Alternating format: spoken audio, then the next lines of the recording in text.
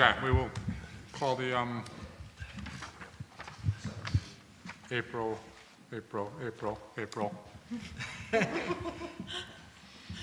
17th. 17th. I was experiencing the echo. Okay. And USD board meeting to order at So I guess your Zoom 5:02. is on? Not me. I think Marshall got it over there. Oh, And that's why I was so calmly pausing. Nothing to report from closed session.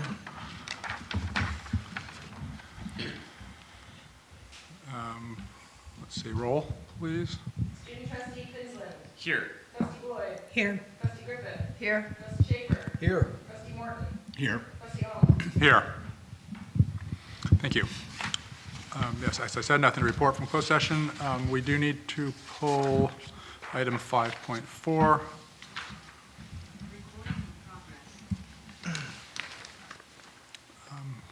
Can I get a motion to, I'll move to approve the agenda with that change. I'll second. thank you. Please call Aaron. Student trustee Quinlan. Yes. Trustee Boyd. Yes. Trustee Griffin. Yes. Trustee Schaefer. Yes. Trustee Morton. Yes. Trustee Owen. Yes. Okay. Okay, consent agenda. That was that. Moving on, reports. Canute. All right. We didn't, did we approve the consent agenda? Sorry, I guess we didn't. We just pulled, we approved the agenda. We didn't approve the consent agenda. Thank you. Backing up. 5, consent agenda. Okay. Any discussion or motion? I move we approve the consent agenda minus, wait, no, we already did minus 5.4. We do again. Sorry. I second that motion. That was a little misleading on my part. I apologize. Okay, thank you. For the second, please call. Student trustee Quinlan. Yes. Trustee Boyd. Yes. Trustee Griffin. Yes. Trustee Schaefer. Abstain. I have a personal interest in item 5.3.5. Trustee Morton. Yes? Trustee Owen. Yes. All right, thank you all. Thank you, keeping me on track. Now we're to you, Canute. All right. So recently we have had AE week as well as spring break as the major things for students. And for AE week, from what I've heard, everyone enjoyed their trips a lot. I was actually on the international trip to Oaxaca, so I can say a bit about that. It was a great trip, great experience, a lot of learning. We had 5 days in a cultural immersion school, which was, I mean, talk to you guys. But anyways, it was a really cool experience. There was a lot of great food. We had 2 cooking lessons. We also went out to outlying towns and saw what those had to offer, and also just spoke with a lot of people while there, practicing our Spanish with the homestays, and sort of navigating that experience with limited Spanish knowledge from pretty much everyone, except for, of course, the chaperones and stuff. But yeah, and then let's see. We also had the sewing AE week. That went good. I heard there was a lot of rain here in Mendo, so that was a bit unfortunate. But I know that the skies cleared up for the mountain biking trip, so they got some good rides down at, up at, I forgot the mountain biking place is called, but yeah, that was a good time. And yeah, everyone enjoyed all the trips a lot. Great, thanks, Canute. Yeah. Any questions for Canute? Glasses back on here. Okay. Administrative. I don't see Tobin. He's online. He's online. Tobin, hello. He's helping with the election. Now we see him. Hello. I'm waiting for PG&E, so if I get interrupted, that's why. Okay. So, yeah, I will I'm just going to put some pictures to what Canute said already. All right. That's kind of what we do. He does like the all the hard work and I just show pictures. So, um, you guys seen a slideshow? Yes, we can see it. Okay. All right. So yes, everything Canute said, it was a wonderful AE week. I'll just reiterate, the planning starts honestly right now for next year. There are some trips that are making reservations right now. So these are, in some cases, literally a year of work and planning that goes into these trips. So, just want to show my appreciation for all the staff members that go above and beyond, not just the leaders, but also all the support from the office. It's a big production. And, even after the week ends, there's a lot of administrative financial stuff that needs to continue happening as well. So it's a huge production. Trips were great this year. I was on the Yosemite trip. It's the first year we did it without Nature Bridge, which is a big kind of taking the training wheels off for some of us. But we had Kira Pellman, who's an alumni of both Mendo High School and Nature Bridge. So it was like we had our own program. But it was a great time. And someone told me, I think it was Bill Brazil related, that Ed Merle first did Yosemite in 1975. So this was 50-year anniversary of the first Yosemite outing.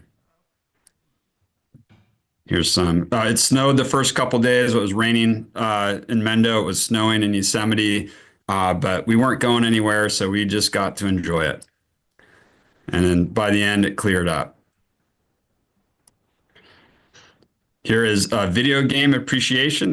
They played video games, but they also designed video games and reviewed video games and talked to multiple people involved in the industry, including some former students.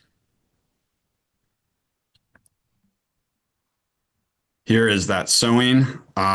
Yes, they made pillowcases and they were promised pajama pants. And that picture in the middle there is them with all their pajama pants on. Oh, one more. Coastal Adventures. This group got to go all around and see things from Montgomery Woods, not so far away from where you guys are right now. They went north. It's the Fort Bragg, Noyo Headlands. Mr. Fossey was very excited. That is a sunstar, of course. Those are the #1 predators of the purple urchin. So I know we saw one in that area last year as well. I don't know if it's the same one, but it's just a little guy, but he was excited to see that. And they went south as well, down to Point Arena, Bowling Ball Beach. Just taking in, and they did all sorts of things. They even went to some art galleries, but taking in everything that our coast has to offer. This was Anna Levy, Think Global Act Local, which was sort of a service trip. In fact, that first picture there, that footbridge, you might recognize that as the Navarro Headlands. They built that. So that was one of their service projects, as well as working on a farmstead. There's a picture of them building it and eating. And there's a farmstead that they did some service work at, as well as the Humane Society. College tours covered a lot of ground, all the way down to the city and all the way up to Humboldt. It was a big trip. The students got to see a lot of campuses and experience some city life.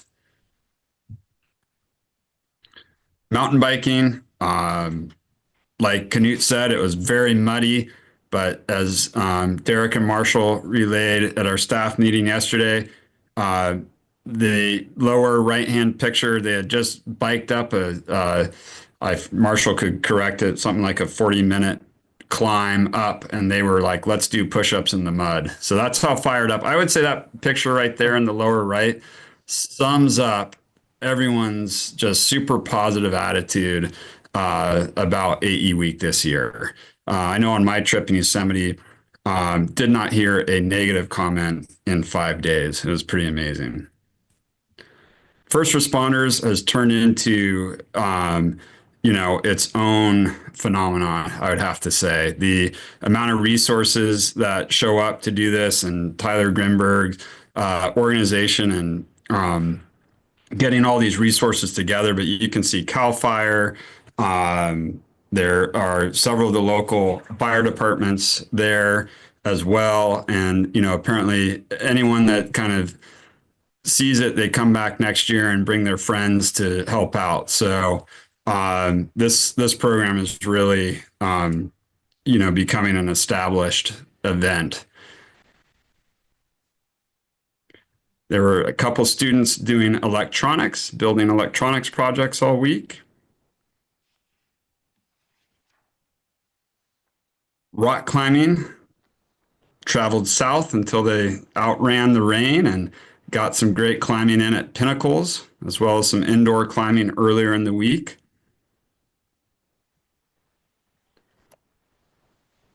There they are at Pinnacles.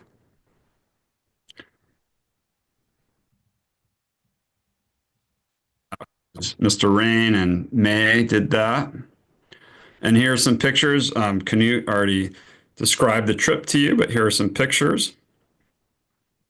The botanical gardens, the cactus one was actually sent to me by Mr. Gilbert in response to the reflection of Half Dome that I sent him. He said, here's the climate counterpart of that, and sent me that one. So, and there I thought I'd get one of a board member in there for good measure.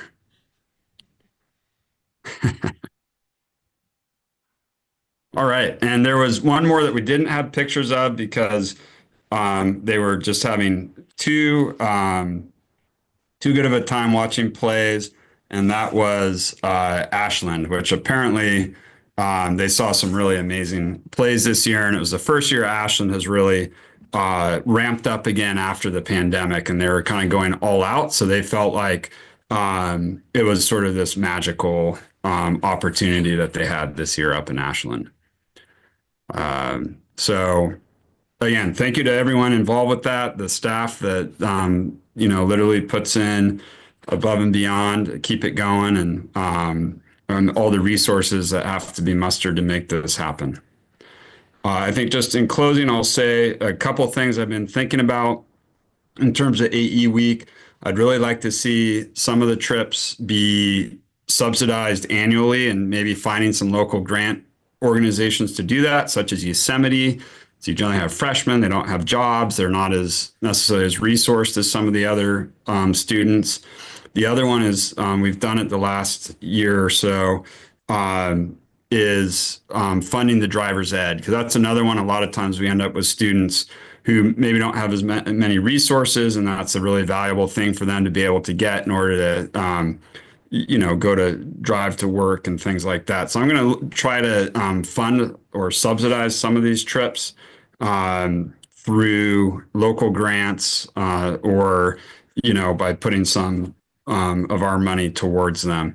I think that's a model that I don't think it's getting any easier for students to pay for AE Week. And so I think we're going to see need is going to probably only increase. That's the trend that I'm seeing.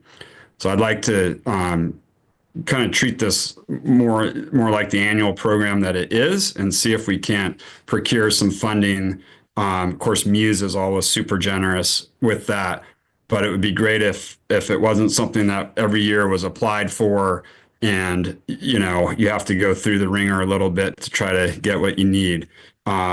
Since it's such a successful program, it should be. It deserves to be funded at a higher level. Any questions?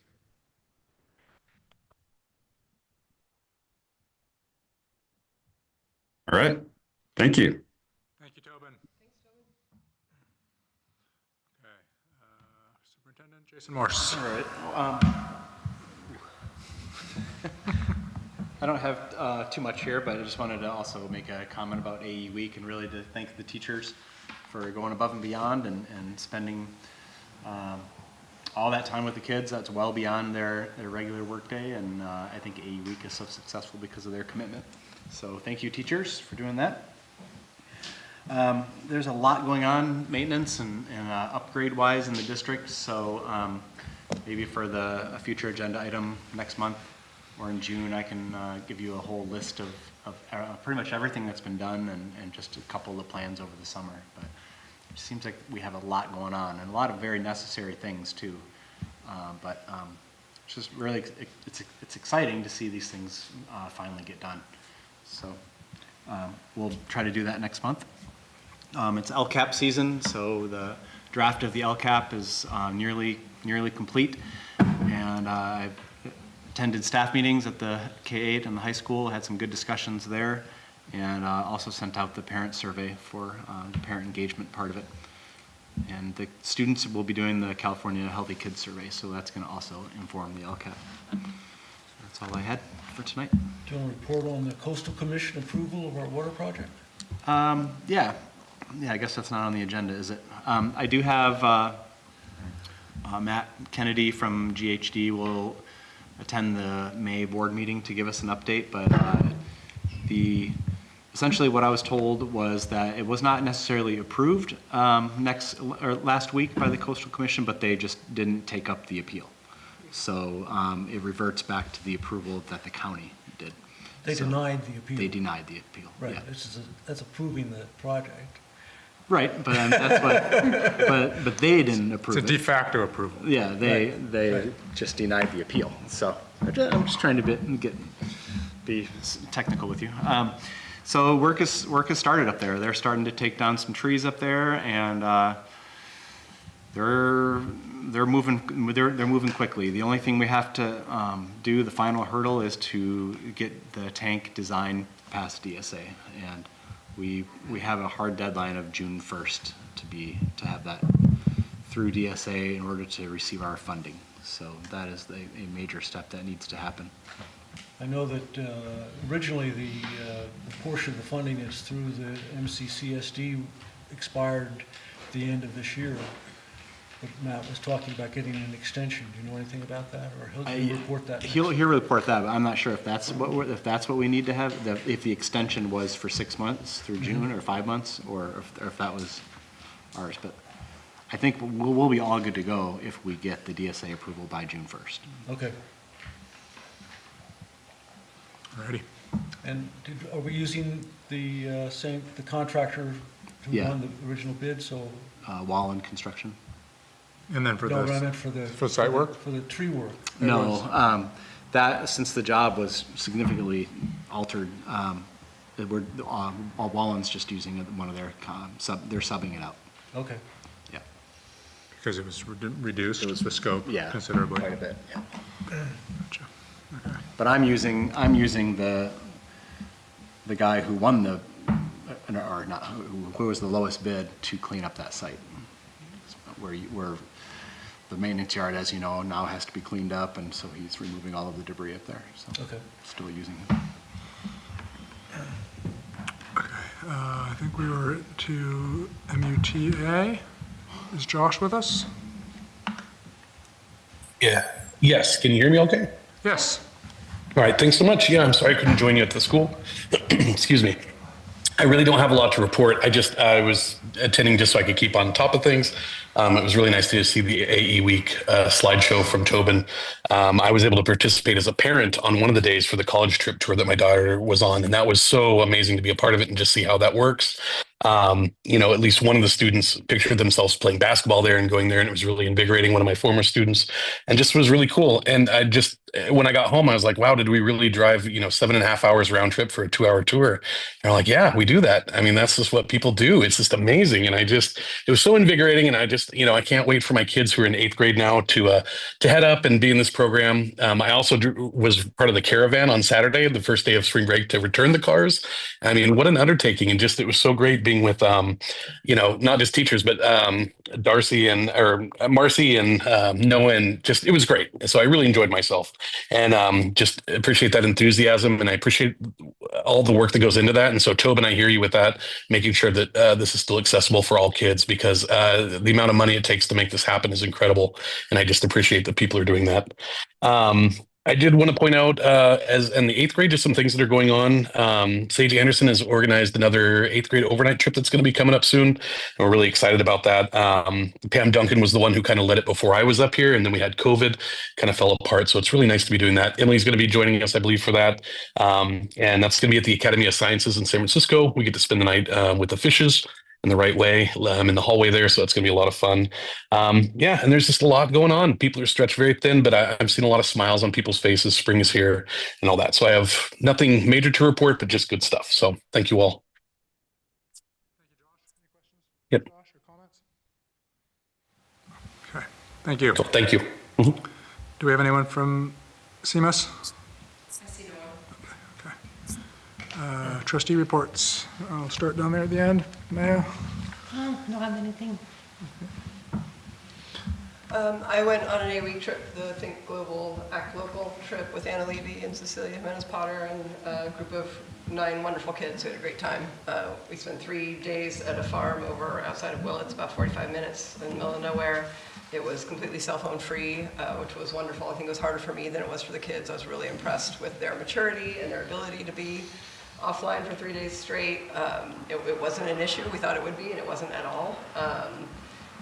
It did great work. I work at the Mendocino Land Trust, and that last day where you saw the photos out at Navarro Point with the boardwalk that they built was doing volunteer work for the Mendocino Land Trust, and had a couple of our staff members out there working with them, which was great. A few of the kids had never used power tools before, and were learning how to use the power tools to build the boardwalk. And it's just nice to have that combination of outdoor work. They learned a lot about gardening out at the farm. And then, learning some construction work and restoration and stewardship things with the Land Trust. So, wonderful group of kids, and I had a great time. So, yeah, that's my report. Thanks, Emily. Michael? I'd just like to echo everyone else and say what an amazing thing AE Week is. And also some of the other trips we do, the 6th grade out to the woodlands and so on. It's great to get off campus.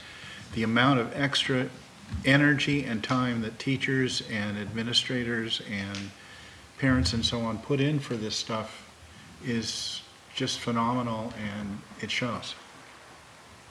Indeed. Yeah, as you saw in the photo, I was there in Oaxaca.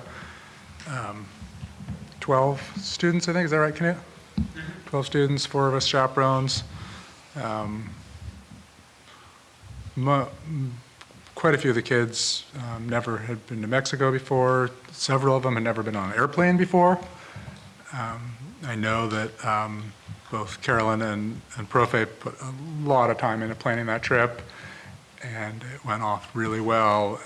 It was interesting being on that trip, which was all juniors and seniors, and last year being with Tobin in Yosemite with freshmen.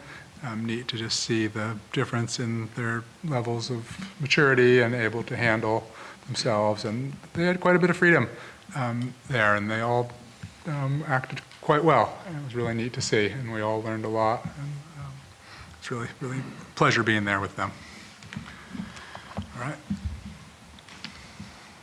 Where are we at? Oops. 8.1, Office of Public School Construction Funds update. Yeah, I just wanted to put this on the agenda just to make sure the board was very aware and to kind of start a conversation about what we're going to do here, because it looks like on the March 2026 State Allocation Board meeting, our project was on the agenda, but we've received an unfunded approval, which means that which is good, but we need to apply in the next funding round, which is July through December. So it looks like we won't be receiving any of the money that we've been told we will receive until at least January, February, if not later. So I have heard a couple times the word, Fund 17 be thrown around as a stopgap, but I've talked to Meg about it, and we need Fund 17 for budgeting, and I would really encourage the board to not use Fund 17 if possible, and to use our Phase 3 funds as much as possible to get us through until we do get that funding. So I just wanted to hear your thoughts on that, I guess. It's just... So do we have a timeline on when we have to pay what for the solar project? I'm not aware of a timeline. You know, I'm I not mean, I sure. think that's what you have to check. You have to see, you know, what, you know, I mean, our cash flow is lowest in October and November. It gets boosted again in December when the first property tax payments come in. So if we have a major amount of money coming, you know, due on the solar project in September and October, then that potentially has an impact on us. So I think that we really should try to figure out the specifics. You know, when are different parts of the solar project going to be done and billable? How long do we have to pay the bills? You know, what are the you know, what will our funding be in our various accounts at that point? But I think you're also right that, you know, and we've sort of said this before, is we have a moratorium somewhat on spending major amounts of phase 3 funds, you know, until this is all accounted for.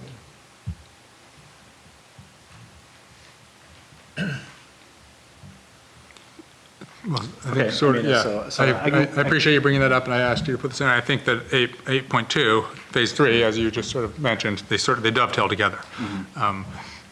And I know we're still waiting for final numbers through, I thought from Meg, do we have a final, more or less accurate balance for our phase 3 funds? Yeah, the current, I think, as of, the facilities committee asked me to look into that, and so, let's see, as of March 13th, we had encumbered 472,000. That's not how much we spent, though, nor is it how much we have left, right? Encumbered meaning committed to spend, is that? Well, yeah. I mean, 318,000, I think, had been spent, and then Okay. we'd encumbered another 154, which is going to be spent. Okay, like already contracted. Yeah, I mean, it's all. Leaving a balance of, Well, if Meg's on, I don't know what our starting balance of phase 3 was. Did we ever get a final number? I don't think we have a final number until we pay the last payment Right. on phase 2. Right. But I think we were anticipating that the remaining amount was 1,200,000 or 1,300,000, somewhere in that range. So, Yeah. you know, we're still gonna come up short, you know, it seems like. a little, right, because our contract amount for solar was 1.2, what was it? This is 1.3, wasn't it? 1.3? Do you remember, Emily? 1.2, yeah. 1.2. 1.2 something. Okay. And I think, again, you know, the likelihood that the 30% rebate from the IRS is coming to us is pretty much problematic as far as I'm concerned. It seems like it's, we need, yeah, well, I guess there's a few, some unknowns here. But I tend to agree, and I've mentioned this before, is that we need to, I think, be very cautious with any more of our phase 2 money, or phase 3 money at this point. Because it's looking like, well, the photovoltaic construction quite possibly is going to occur before we have this Yeah, reimbursement. right. I think that's when most of probably our bills will be paid, but yeah, that has not come up in the meetings, so I will ask about that, about a kind of a payment structure and schedule for that. From my experience with other projects in my inspection work, these contractors will bill monthly as they complete, and then they'll expect payment by the time the next bill goes out next month. And it'll be up to the district and the inspector to review their bill to make sure, because they'll usually have a running tally of the different portions of the job and what percentage is complete. And they'll put that against the contract amount. And that's how they'll generate their bills. I think that's more or less probably, I don't know if you looked at the bills coming through Lathrop, but I know Yeah. that a few, that's more or less how it went. So there'll probably be a month or two where the lion's share of the work is going to occur. And within 30 days or so, Right, well, I would they'll think submit that. invoices for that. It would make sense on our behalf if they've already purchased the solar panels before they become subject to a 25 or 47 or 154% tariff. Right. And we discussed that. Did you have a meeting, was there a meeting today? Yeah, there wasn't really any. Okay. I did ask if they were on time. I made sure they're on time, and they said that, yes, they are on time. So I would ask for them, when they anticipate getting money from us and how much at each different stage, and then work with Meg and see if there's a funding shortfall in our cash flow. And if there is, then we have to then address how to deal with that. That makes sense to me. Can you hear me? Yes, So can I pipe in? please do. So for, I would be hesitant to use, or I would not be comfortable using Fund 17 to do some of this stuff. So part of my concern is if we are approved in an unfunded status, we don't really know when we're going to be funded. And so the last time there was the last recession that we had, and there were districts that were on this unfunded list. They went several years, some of them up to 5 years before they got funded. So if we go forward, I feel like we have to know how we're going to pay for all of this without having that unfunded amount coming to us. And my concern is if we use Fund 17 is what allows us to stay fiscally solvent over the multi-year period.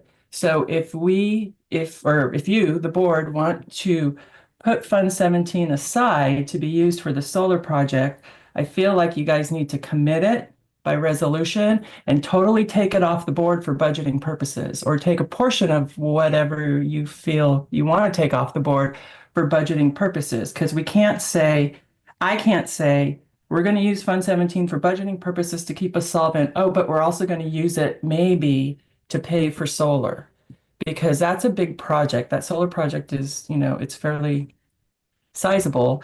And so I'm kind of feeling like if we're going to use Fund 17 for solar, then let's commit it and do it that way, and not say, oh, we're going to use it in our budget to keep us solvent, right? To keep for the multi-year projection. Exactly. Fair enough. What I think we need to get is a clearer picture of our final expenses with Lathrop.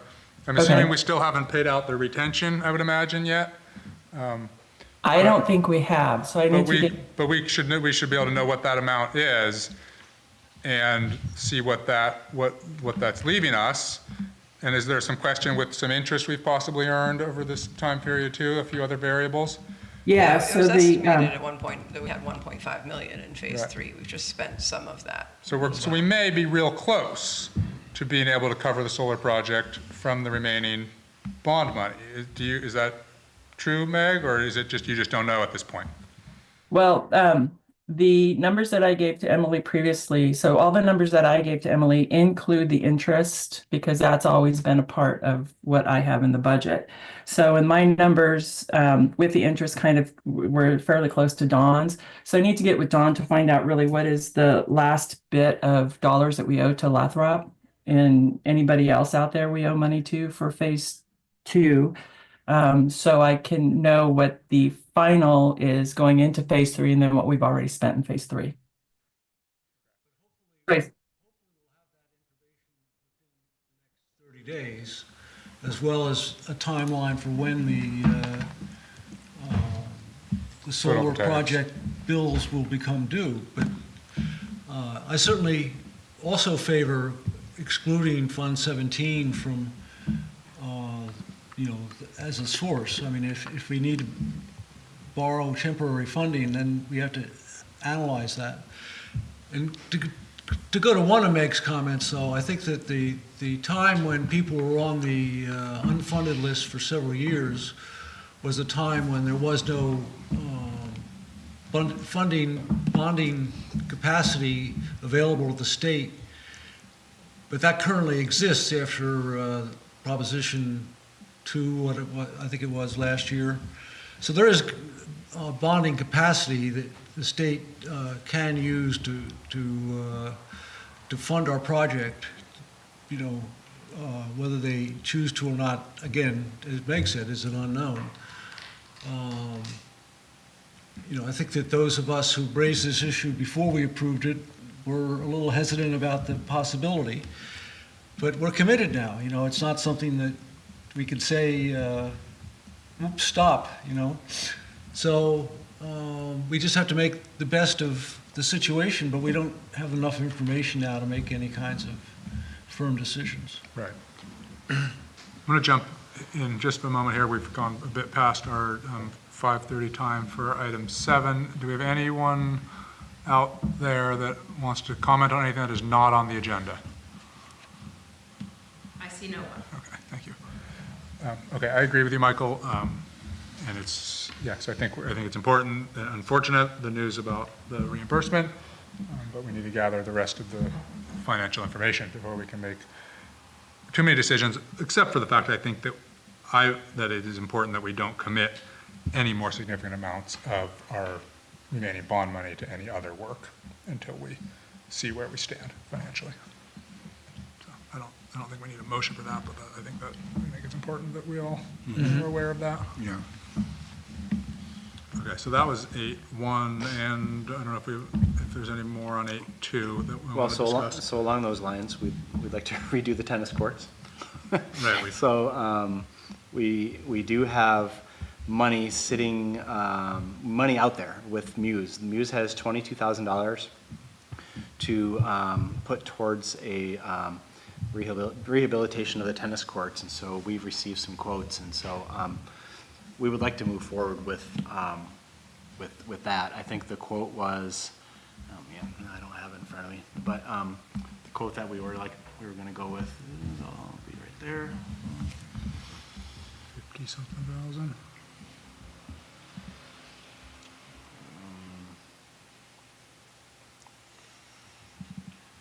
40,000. So it would be 18,000. You got all those bids, right, Emily? Yeah, Were they for 30 day? Were they a 30-day bid, most of them? I believe so. I don't know. Yeah, and that's typical. The Facilities Committee just walked out here the other day and looked at it. I would love to see it happen. I am feeling like we ought to wait until we get the rest of our financial numbers to commit to any other spendings. That's my personal. Does that mean we don't do the gym floor and we don't, and we Well, lay off ribbon? have we signed contract with the gym floor We yet? have for the gym floor. Yeah. That's in the gym floor. That's in those numbers that you said already committed? let's I mean, I don't want to renege on any contracts we've signed. I don't want to be those people. I mean, hopefully, we can get these numbers together and have a plan that allows us to go ahead with accepting the bid within the 30-day period of time. I mean, you know, it's not rocket science. Yeah, no, the gym floor is not on here. That was not done by that time. How much is that? 35. That's 35 without the logo, 42 with the logo. I don't know. Thoughts from the rest of the board?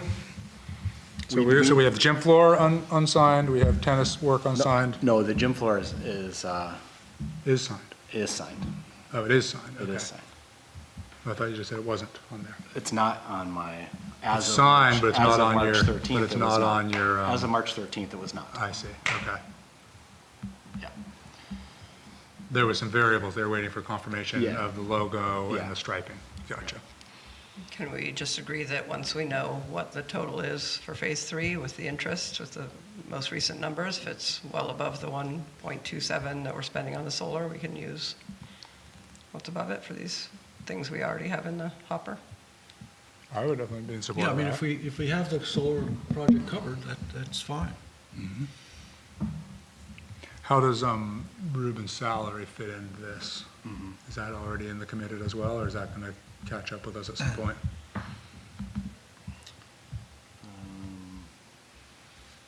Yeah, so next year's is not. 25, 26 is not. So that'll catch up with So, us yeah. So also. Yeah. So there's some pieces here that also aren't in Jason's committed list. Well, maybe, Jason, you can send out an email in the next week or so with some of these answers, so we can make a more informed decision about what to go ahead with. Because it does sound like the funding might be very tight. I mean, the other option is, we can get trans funding, borrow money. Right. It's cheap if we get it, if we only do it for a few months, but it's a lot more expensive when it stretches out over time. I don't know. And we also have funds available in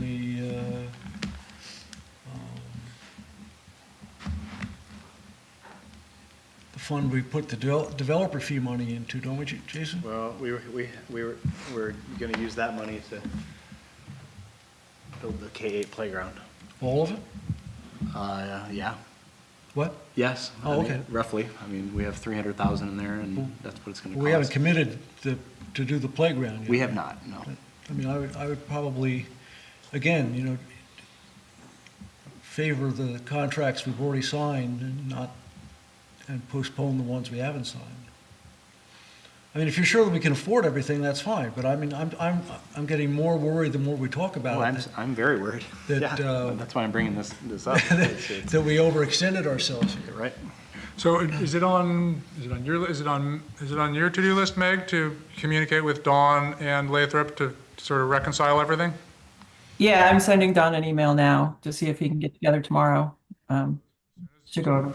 As soon as that can be squared away, you I'll- can pass that info on. And so my to-do list will be to get the updated Phase 3, including what we know, exactly what we know, and then to date, and then the schedule of payments for the solar project. And then maybe update this list of what we've committed to include a couple things that didn't make it on there. Which, Yeah, that's what I'm saying. Yeah. It's an update. because, I don't think we can really make very prudent decisions without that information. Right. Can we also seek some clarity from the OPSC people about whether this is going to come in the July to December timeframe, or there's a chance that it doesn't? I mean, those are I don't two know if that's very- so helpful. I feel like we've asked for clarity and we've been told I things think- for years. It's coming, it's coming, I it's think coming. The email that I forwarded you all was pretty informative. He laid out. Except the for this timeline. question that Michael seems to know a lot about how it used to be you could go for years, but now it's different because we're not in the same regulatory or legal system, so now maybe it's But not the same before, as that. they spent all the state bond for education. And they were stacking up these approved projects, and they weren't funded. But we passed Proposition 2 last year that gave new funding, which hasn't all been borrowed against at this point. But it's broken into several categories. But we're eligible, and whether they choose to fund us or not is, again, I'm not sure all the ins and outs, but I would think our consultant there, what's their acronym? Where? The consultants that heard us through, School facility consultants. yeah, school facility consultants. I mean, I agree that they've been more optimistic than has been warranted by the results, but I'd still say, their answer to that question is going to be helpful rather than unhelpful. Sure. Yeah, it can't hurt to ask them. I mean, what did they already say? They want us to refile. Well, we have to wait till May 14th. Oh, right. So he's going to do that. Right.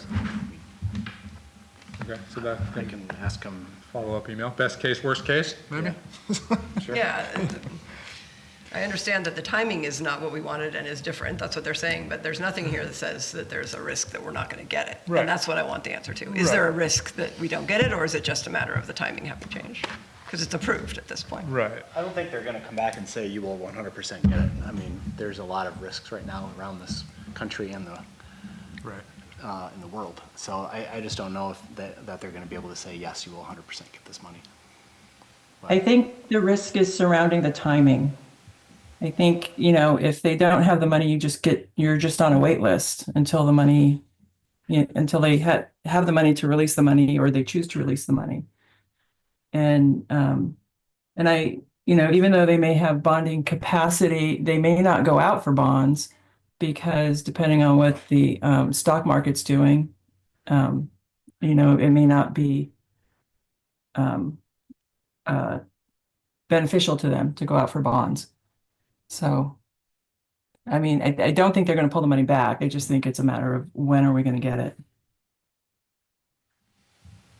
And when they do release it, does it come with very little more notice, or is it like, oh yeah, you've been funded and you'll get it in 6 months, or you've been funded and you'll get it next week?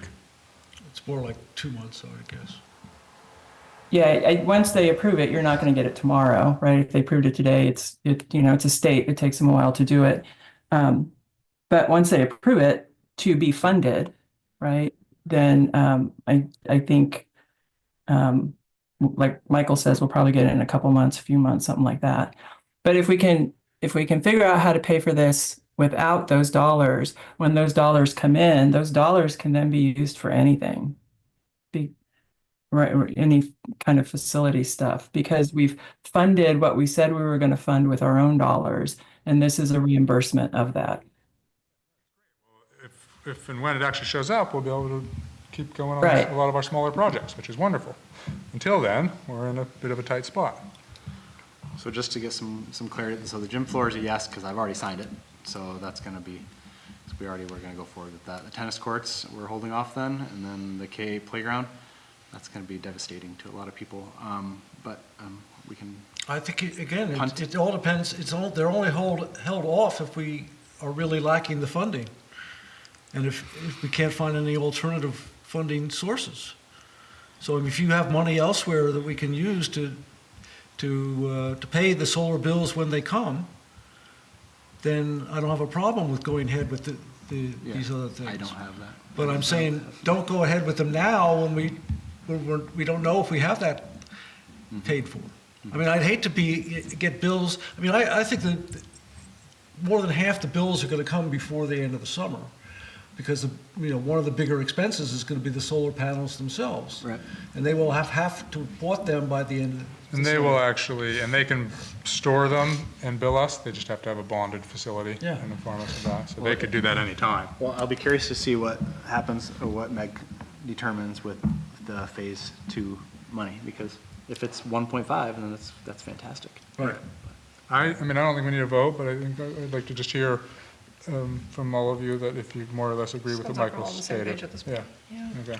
Can we put it on our agenda I for agree. the workshop date? Yeah, Okay.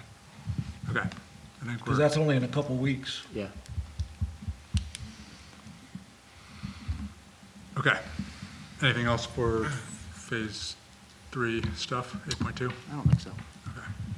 8.3, MCN sale update. Not too much to update the board. I had put this on the agenda with the hopes that we would have some concrete information, but we just recently finally got all of our financial information to the city.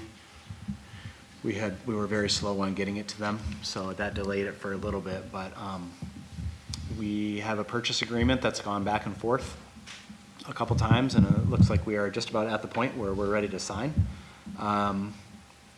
But the city's really dragging their feet, and June 30 is coming up, so I really hope that we can get this done by June 30th, because if not, then it becomes kind of messy with employee stuff. So as far as I've heard, they're going forward. They've put out a press release that they're going to be doing the the broadband project, and they're all in, and so nothing in the article said anything about MCN, but right, as far as Yeah, it didn't. correctly, it didn't. But it was on the front page of the Beacon today, so, they're going ahead. Yeah. So hopefully we hear something soon. In closed session, I happened to get a phone call from the Fort Bragg city manager, but couldn't get it. So hopefully that's a good sign. So. Okay, comments, questions on that item? Okay. 8.4, consideration of resolution 2025-04, initiating proceedings for maintenance assessment district. This is an annual thing, correct? Yeah. This is the first step of this process. In June, we'll pass a resolution. Meg or Michael or somebody else might have a little more clarity on this, but I believe this is an assessment that is levied to help pay for facility use and facility maintenance Yeah, it's a parcel tax. when we open our facilities up for the community use. that- Correct? that, gives us funding that allows us to use our facilities for community purposes. Okay, so this is this an action item? Yeah. Need a motion? I'll move to approve Resolution 2025-04. Second? Thank you. Any further discussion? Oh, okay. Student trustee Quinlan. Yes. Trustee Boyd. Yes. Trustee Griffin. Yes. Trustee Schaefer. Yes. Trustee Morton. Yes. Trustee Ong. Yes. 8.5, Resolution 2025-5, final action, resolution and decision not to reemploy classified employees for the 2025-26 school year. This relates to the NCM employees, is that Yeah, correct? this is the final step we need to take for that. And we could Long hire process. them back if for some reason the sale fell through? Yeah, we can always rescind it if the sale doesn't go through. Comments or a motion? It's 8.5. I move that we adopt resolution 2025-05. Thank you. Do I have a second? I'll second. Thank you. Any further discussion? Student trustee Quinlan. Yes. Trustee Boyd. Yes. Trustee Griffin. Yes. Trustee Schaefer. Yes. Trustee Morton. Yes. Trustee Ong. Yes. 8.6, Resolution 2025-06, 2024-25 closure days due to weather conditions. Yeah, so the Expanded Learning Opportunities Program that we contract with CCM to do the ELOP program for after-school care has a certain number of days that you need to meet. So if we have a school closure, they also closed, so we need to pass this resolution that will allow us to, so we don't get a ding. So this is just saying we acknowledge that we were closed? Yeah, as a result of the storm-related school closure, they had to close. Oh, I see. Gotcha. Okay. I move we adopt resolution 2025-06. Thank you. Do we actually have text for that resolution? Yeah, it's in the packet. You 'Cause want when I to second got it and then the discuss it? packet, I got, oh, there it is. Okay. Yeah, Yeah, it is. just scroll It's down. on the Down next there, page. okay. I All need a- right. I need a I'll second. make that motion. Mark made it. Would you like to second? I'll second it. Thank you. Any further discussion? Please call, Aaron. Student trustee Quinlan. Yes. Trustee Boyd. Yes. Trustee Griffin. Yes. Trustee Schaefer. Yes. Trustee Morton. Yes. Trustee Ong. Yes. 8.7, class size limits. So these are the class size limits that have to do with our transfer program. And so once we hit that limit, we don't take any more transfers in those grade levels. So currently in grades K through 3, or TK through 3, it's 20. For grades 4 and 5, it's 22. 6 through 8, it's 25, and high school is 28. So I'd like to just maintain those again, so keep Wait, those the so same.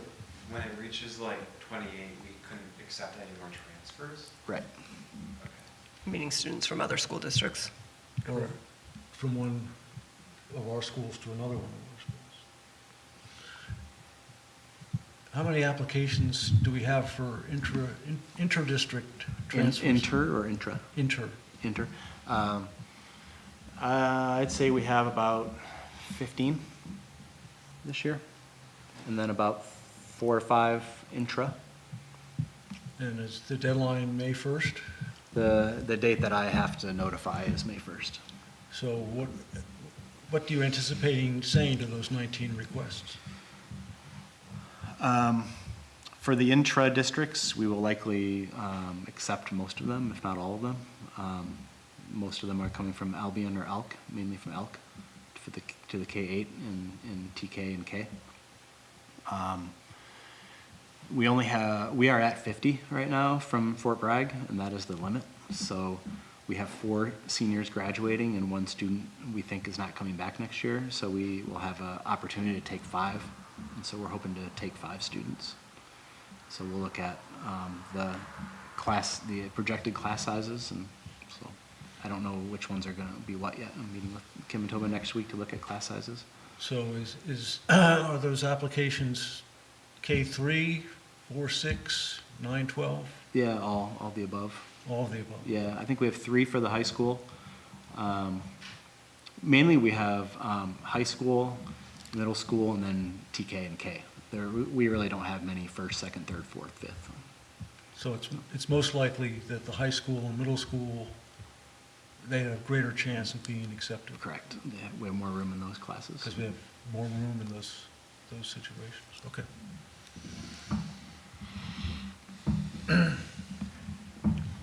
This is an action item? Yeah. This is an action item. I'll need a motion. I'll move to maintain the same class size limits that we currently have. Second? Thank you. Any further discussion? Student trustee Quinlan. Yes. Trustee Boyd. Yes. Trustee Griffin. Yes. Trustee Schaefer. Yes. Trustee Morton. Yes. Trustee Ong. Yes. Okay, 8.8, board policies, bylaws, administrative regulations. So this one is the school use, there's use of school facilities. We passed this fall, and we're continuing to run up against some problems here when groups are putting in for using the school. So I guess I just wanted to have a conversation mainly, and the issue is that this sentence in here is per season. So if you look at it's all about the table, the category B and C, the table there on the, let's see, it's the exhibit 1330. So we don't have a hard time determining category B or C for the most part, but when the per season was put in there, it was really meant to be those groups like the badminton group or the pickleball group or the Sunday open gym basketball group who are coming once a week.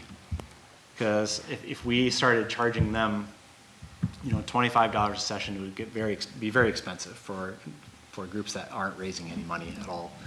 So the thought there was to make it like that, but there's nowhere in our policy does it say that, so that is clearly a shortcoming, an oversight, to not defining what an event is or what a season is. Then we have because the AAU basketball group, they come in, they say, well, we'd like to use the gym for a season. And it's hard to argue and kind of point to what we mean by season. So I guess just when you look at this, do you think this is a reasonable amount that we're charging people? We have the Writers Conference coming in, and for years we were charging them $500. It's really a nice thing that we do, that we host them, but according to this new policy, they're being charged $1,400, which still I think is a steal for a 4-day conference, using all those rooms. That's because you came up to that number just by adding up the number of classrooms they're using, basically? Yeah, essentially. They also use the multi-purpose room and the kitchen and other things, but So who generated this chart? we did. I did. We did. The Okay. admin team did. Okay. And we approved it in October, I believe. Right, no, I didn't remember. So really, I just want to see if you'd be amenable to defining a season very specifically to, groups that use the gym once a week. The other idea that Tobin had, which if Tobin's on, he can explain it a lot more eloquently than I can, but really it's person hours. So if you have a huge group for a long period of time, you would not a huge group, but we would calculate it on person hours. That probably makes sense, but it also could get confusing. You mean have a cost per person hour? Yeah. So you had 10 people for an hour, you got 10 person hours? Yeah. Seems like it could get quite expensive for sports groups and things. Well, we would have a whole new table, a whole new column. Oh, I see. We wouldn't use these prices then. But bottom line is that I don't want to I'm undercharge. reluctant to say that you can have one price for a season when, that's such an ambiguous term. Yeah. You could say, I need it every day for practice and That's and why, games, that's you what know. we're struggling with. So we would have to define season as, the season is 10 or fewer people one time a week, but maybe we just get rid of it, you know? I mean, how does, it So doesn't, it's very it hard. doesn't lower the district's overhead in any way if it's used more frequently. Right? It's Well, not, it there's no, increases wear and tear on our facilities. Yeah, that's what I'm saying, there's no discount, there's no like buy in bulk Costco discount here. It's, right, if you use it 10 times, if the gymnasium is used 10 times, it's 10 times as much wear as it being Yeah. used once. Right. So what's the reason to even have the season in there at all? Because I think it could get very expensive for groups to use it. So if we have an open gym, that's $45 a session, right? So it's $45 a session. Because they're category B, is that what you're saying, maybe? Yeah, or- because they're a nonprofit. And so if a group of people want to get together and play, you know, we have that in pickleball. They come in, they play pickleball for an hour or two. Right. So 45 times 4, you know, for a month, it's just, No, I I understand. don't know, it's just a lot, it How- just seems like a lot of money. But I think that you have to equate that against, if they had their own facility, the upkeep on that facility would be greater than the fees that we're charging. Yeah, for sure. Yeah, but. It would just be a I major also change. think we have to consider the fact that we are not a town, and we don't have parks, we don't have gyms that belong to the town. We are the parks and the gyms for our community. And so if we don't provide that, where do these things happen? I coach youth soccer. We pay the $100 per season fee. If we had to pay something much higher, we might not be able to do it on the coast anymore, or we'd have to go to Fort Bragg, which means a lot more Mendo kids will not play. 'cause And they how won't many make times, that trip. how frequently do you use it? That group? On Mondays, it's 4 to 7:30. On Tuesdays, it's, you know, it's Three, something, like, it's 6 to 7:30 only. On Wednesdays, it's 4 to 5. 3 days a It week? changes. And then Thursday, it's, you know, something. 4 days a different. week? Well, 4 to so- 5. so- No, 5 days a week. 5 But days it's a week. different. One, you know, Well, so- today, it's only 4 to 4:45 But for you shouldn't have been 3, 4, and charged with 5-year-olds. per season. Right? But at the minimum, you're gonna be in the up to 4 hours. Yeah, you shouldn't No be matter in the per what. season, are you? You're not paying per season, are you? Yeah. Because that's then going against what I'm saying, then. No, I don't think it is. What do you mean? I mean, $100 per season. It's the same issue as AAU, which is that we have a lot of sessions, and right now we're being charged for the season. But yeah. So remind me, prior to this, there was just sort of some fees here and there, but no cohesion. That was the main reason to Yeah. do this, to try and Yeah. standardize everything. Largely, the sports programs were not charged at all Not charged prior at to this. all. We began Okay. charging. And, And- go ahead, Mark. This is funded by Maintenance Assessment District and the funds people pay. Those are the two sources of income for lights and janitors and et cetera, right? Correct. so. I mean, we just approved the MAD, reapproved the MAD. And, yeah, and so, you know, to what extent are we able to pay for this with the MAD versus having to charge? The MAD is about $40,000 worth of income a year. Oh, it's not very much.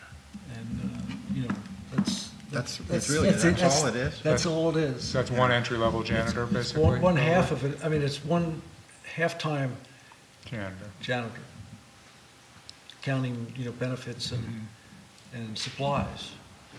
Part of my perspective on this, it's not going to add much to the conversation, but we've been having this conversation for at least 20 years, I think. It keeps coming up, and it keeps being awkward trying to figure out who's paying too much, who's not paying enough, and I don't see what the solution is, but we don't seem to be able to solve it for very long. Well, I'm curious, how much of a additional encumbrance is it on maintenance, on janitorial? For example, when the soccer group is in there, do they have to go in there and clean? Yeah, I again? mean, yeah, they have to clean. Sometimes there's damage to the walls. Restrooms are used, so there's, restrooms need to be cleaned, supplies, electricity, you know, so, well, the electricity doesn't matter to Oh, it's small. custodians. I mean, Right. custodians. Right. I mean, I certainly think we should be charging enough to pay for this, so it's not taking away from our first job. Mhm. I don't know how you figure that out. So that's, that's challenging to figure it Instead out. of like a season rate, why don't we provide like a wholesale rate? Like, it's like, if they are using the facility for like over, I don't know what the duration of days would be, but then we provide a lower rate if they're like using it more frequently. That's the idea of the season rate. My point But the was, it season is doesn't, just a little bit it doesn't ambiguous. change, it doesn't, just because they're using it a lot more, it, Like a monthly rate. it doesn't lower our maintenance and service costs any. Yeah. It's not like we're, like we're trying to sell something and having a guaranteed sale makes it worth lowering the price a little. Yeah. Right, that's the thing is, we don't want to discourage these community groups. On the other hand, the ones that are using it a lot, they're just using it a lot. Yeah. They're just, So how do we, work out conflicts? I mean, what's our procedure there? In other words, what for if, timing. if AAU and Emily's group want to use the gym at the same time? How does that work? Usually first come, first serve. First come, first serve. But were they allowed to say, well, I want it 4 nights a week for a year? So I can, I mean, the first thing that comes first is school sports. They always get of priority. course. Right, so And you're then- getting around it. And then it's generally first come, first serve. Yeah. So another impact is on secretaries and administrators dealing with these people. That, there's time there, too. Yeah, I mean, in a perfect world, I would say that it's great. I'd love to be able to subsidize all of these groups, because they're all community groups doing great things. But as we're happening to tighten our belt in every different direction. So currently, we are, for AAU basketball, they are using the gym 4 days a week. That's what they signed up for, 4 days a week for 4 hours. So they are being charged $45 a day. so And if they, the reason why they're charged that rate as opposed to the season rate is, Because the season rate is for $100 for them to use the gym 4 no, I days. know, that has to just go away.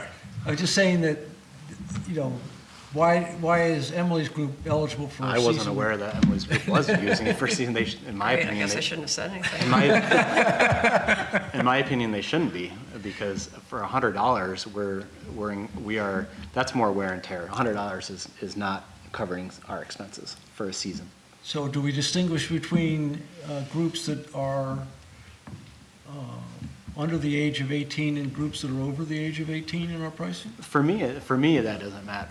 It doesn't matter that much, because for the group, if they're under, it doesn't matter about their age. It's about if they're making a profit. So most people are in category B. Very What if these rarely. groups are, what if someone's doing, I'm not sure, some of these groups, they're just playing ball, they're not gonna necessarily be an organized nonprofit. Exactly. So they But have to they're- they have to get insurance, and so that's why that was the intention behind this season. Like I said, it's the 10 people who get together to play volleyball. It's the 10 people who get together to play pickleball. It's the 10 people who get together to play basketball once a week for an hour or two. That's very little wear and tear, and I don't think that they can afford the $45 fee. So that was the intention. But it's not defined anywhere in this policy. So that's my goal, is to define it in the policy if you agree with my assessment of that. But it's getting rid of per season too is also on the table, and if people want to use the gym, I would get rid of it, unless, because you could have 1 night a week per season or 5 nights a week per season, right? And they're both for a season, and so how can it be the same? but that's what I'm saying, is I would define it as 1 time a week. Oh, Because that's a lot of the people who use our gym and our facilities are those groups, those one-timers, 1 time a week, And I would say just get rid of it and try and adjust the single-use rates so that it works for us and the group. so down a little bit to I don't know, down. 25 or something. Maybe. I was curious, like the additional fees, $25 an hour for a custodian, that doesn't cover our costs. Right? Yeah, but we don't typically ever really do that unless. Okay. Can I just flag that in our board policy itself that has the required language from the education code, there's all Yes. kinds of education code sections cited and CCR sections cited about how to calculate fees. And we're just kind of talking about it, making Right. it up. But I think there's an entire structure that exists that we're supposed to follow that I think we're not, because we're not following the policy, we're just making up a schedule of fees. It doesn't say, it doesn't give you an exact calculation. It just says that you can't, it's really a gift of public funds, that kind of thing. You need to charge fair rental value, and who knows what fair rental value is, but there is no like if then that. There's no calculation in those. I looked at those. It really is just a, you have to charge enough. You can't give it to people. That's essentially what those are. So you brought this up to us for discussion, and obviously we are of different minds about it. I mean, I know we don't have a policy committee anymore, but it seems to me that you should get an ad hoc committee and go over this and come up with a proposal. Yeah, my main goal is just to have a discussion with you to see what you all thought. I wonder if there's some school district or somewhere, Emily's talking about one list of things online. I wonder if there's maybe somebody online who has figured this out and posted something about how to. I mean, there is a sentence in our policy that says, all other groups requesting the use of school facilities under the Civic Center Act shall be charged an amount not to exceed direct costs determined in accordance with various things, the CCR. So it seems like if that's in our policy, then we should probably be trying to figure that out in some way. Right. I think with Jason, I kind of figuring out direct costs might prove a little bit challenging, especially depends on the use, right? Yeah, But you're right, that should be. But it might be required I too. think that should be the approach, is what is the cost? The fair rental value language is totally different. That's for entertainment or meetings where admission is charged, right? Right. And net receipts are expended. And if we're really looking at costs, we really need to look at how much administrative time and how much secretarial time, in addition to janitor, all the costs involved in this. Which is what our policy says too, yeah. So again, I urge Jason, you to appoint an ad hoc committee and make sure you include Emily on it. I think I should be recused from it, to be honest. I don't think that the youth group should be charged at all. Well, I think you can assert that position. Okay. But I think I have a conflict of interest. You do. I don't know if I You're need. right. Accept that. I don't know. Seriously, obviously you have a conflict of interest, but we accept that, and that's why you're valuable to be part Well, of this, That's not usually how it works. Right? You recuse yourself because of a family member getting some money. I actually coach for the youth program that charges the fee. And I receive money for coaching for that. Right. So I I don't think I should be on the committee to decide how much my organization is charged that Then you pays probably me. shouldn't be part of the discussion. I would rather not. We're not form- voting. Hold on. Order. Okay. I would rather not form a committee. I'm really looking for your input. I would like instead for Kim and Tobin and I to take this input that I've received tonight and to come back to the board with a proposal. Okay, so I think your per season under miscellaneous makes no sense whatsoever. If you charge the same for outdoor events and gymnasium events and a season and event all the same within their brackets, that is inconsistent. The athletic fields are almost half the price of the gymnasium, and yet you charge the same per season. For what now? What are you saying? Athletic fields, They're internally $25. inconsistent. They're internally inconsistent. Which one are you looking at now? If athletic fields, the per season rate is 4 times the daily rate. I mean, the up to 4 hours rate. Whereas for the gymnasium, it's just over twice. Right, he's saying the 25 to 400 versus the 45 to 100. And there's this $100 for a season and $100 for an event, which seems weird. Yeah. Yeah, I would encourage you to drop the per season stuff and try and figure out actual costs. And Yeah, if you I need to- And if agree. you need to define use in some way by number of people or type of use, then maybe that will be helpful. Because that really affects our cost, the type of use. If it's a meditation group, our costs are pretty low. If it's, a rough and tumble indoor soccer group, costs are probably a little bit higher. And it's not going to end up all fair and easy for everybody, because one group, everybody may be chipping in $3, and another group, there may be a donor who's chipping in a few $100s. It just needs to be consistent and pay for the Right. impact. And if it can truly be, to the best of our ability, just the cost of maintenance, it should be the best deal out there for a space. Theoretically, because what else is available? Right. And I think you should also look at the $25 an hour charge for maintenance. I think that's too low.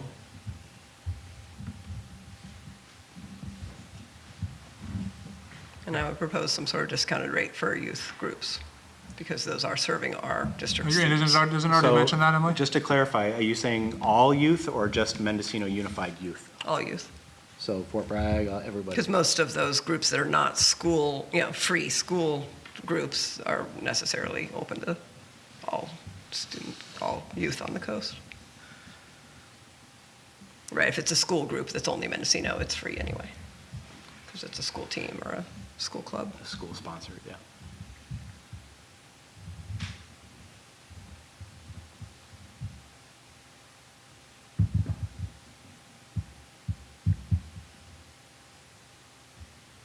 Okay, you got enough info? Yeah. Feedback? Okay. I think so, yep. We had another one in here, we had a first read for the ice stuff, did we not? Yeah. Is that straight from, Yeah, this is straight from Gamut, recommended policy from CSBA. Don't we already have a policy? We don't. I thought we adopted one. We Years adopted ago. years ago, we adopted a, I thought it was a safe haven. that sounds right. Safe haven. And there wasn't policy. language in there that covered things like requests for school records and students? I think this one is a little more comprehensive, given that things have changed a bit. No, that's probably true, but I'm just saying, should we rescind that one? Should we amend it? I mean, is one replacing the other? It just seems ambiguous. Then if you suddenly have two policies that both, apply to a situation, then you get more problems than if you just have one. Yeah, I guess I can't remember if that was a resolution or a policy. Yeah, we'll look that up. Do you feel at this point in time, we're prepared if there was an incident that needed to be managed? I do. Good. I have a hard time imagining ICE agents showing up and really giving us much respect. And listen, hold on, sir, you need to wait. Well, that was what was, I thought, encouraging about the interaction in Los Angeles, was that when the agents came and they weren't in uniform, were reluctant to show their IDs, had these vague statements that they were under a court order to inspect the students and make sure that their welfare was being maintained. These particular students, I think, were minors who had come over on their own across the border and then had become adopted in whatever formal or informal way by a family in the district, and then were attending school. And the school secretaries didn't flinch, didn't give in, and after a bit of a back and forth, the ICE people left. Good. But you're right. I mean, it takes a bit of training and confidence to be able to do that. Yeah. But, I'm glad we're talking about it. I hope we don't ever have to use it. Okay, any other discussion on that one? So you're gonna bring both these back next month, Jason? I'm gonna bring back the facilities, school facilities. Do you want me to bring back? Well, they're both in their first read, so unless we vote on it, you gotta bring it back, right? Yeah, do you want me to bring back the immigration Well, one? I'd like to clarify if it's in conflict with the safe haven and any other policies we've adopted, so we only have one clear policy instead of having, a hodgepodge. Yeah. Isn't our practice if it's a first read, it comes back automatically? No, first read goes to final on consent after that. Okay, but you're saying you wanted to come back for further discussion? No, I'm happy it goes with the consent calendar as long as those things are addressed, Yeah, I can address them. Okay. I mean, I think, there should be either a reference to or other documents, or. Again, I can't remember if it's, do you know if is it a policy or is it a resolution? It may have just been a Pretty sure it was resolution. a resolution Just a too, because I'm okay. pretty sure I brought it to Yeah, the I'm board. trying, I can't remember a policy, but I will be sure of that.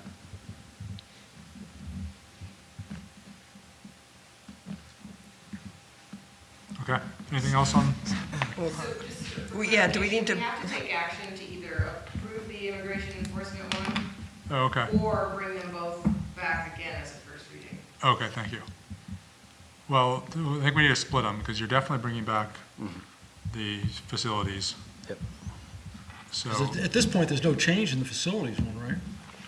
The one, nothing proposed yet. there's no proposed changes to our existing policy. right, So we need a motion to move the response to immigration enforcement forward. I would make that motion. I will make that motion. I am making that motion. So you're approving it as a first reading to come. Correct, back. I'm sorry, I'm approving it as a first reading. Maybe Michael should do it instead of me. I I'll clearly second. can't do it right.